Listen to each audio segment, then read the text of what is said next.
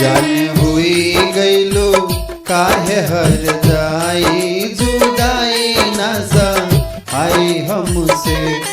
जान हुई गईलो काहे हर जाई जुदाई ना सहाई हमसे। जुदाई ना सहाई हमसे है, जुदाई ना सहाई हमसे है।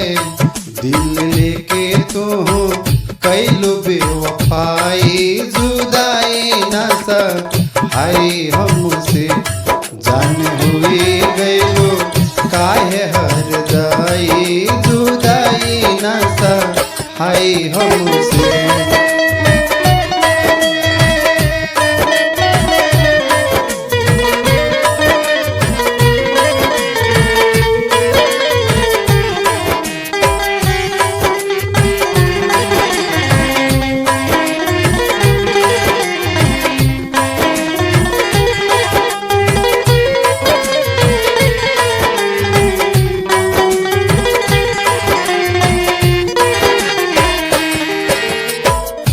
आई के समाई गईलो धिया के भीतरिया, साथ जिए मारे के खैले रहलू किरिया। ए दान आई के समाई गईलो धिया के भीतरिया, साथ जिए मारे के खैले रहलू किरिया। आज सगरो दे हाल बिसराई जुदाई ना सहाई हमसे। जान हुई गईलो काहे हर जाई जुदाई ना सहाई हमसे।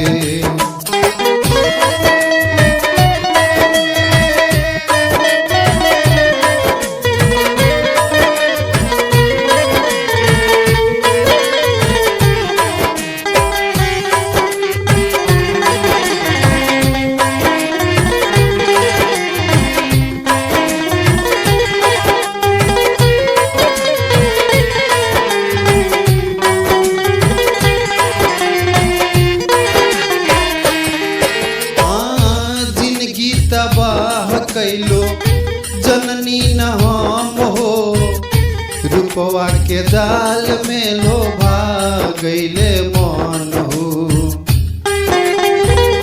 ए जान जिंदगी तबाह कैलो जननी न हम हो, रूपवा के जाल में लोभा गईले मन हो।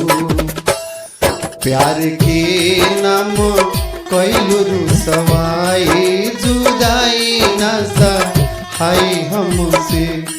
जान हुई गईलो काहे हर जाई जुदाई ना सहाई हमसे।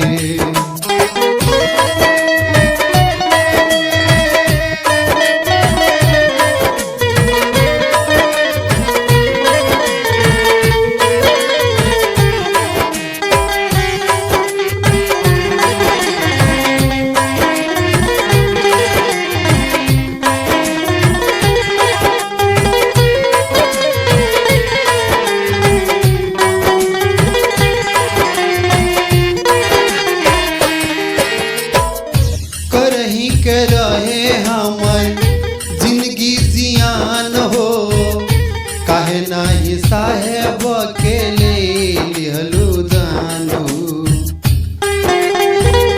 के जान करही के रहे हमर जिंदगी जियान हो, काहे नाही साहेब के ले लिहलू जानू। भल ही दिह तुझ हरिया पियाई जुदाई ना सहाई हमसे। जान हुई गईलो काहे हर जाई जुदाई ना सहाई हमसे। जुदाई ना सहाई हमसे है, जुदाई ना सहाई हमसे है। दिल लेके तू कैलू बेवफाई हमसे जान हुई गईलो काहे हर जाई जुदाई नशा हाय हमसे जुदाई नशा हाय हमसे। Recording by Ishu Raj studio. Mobile number 99 348 64 461।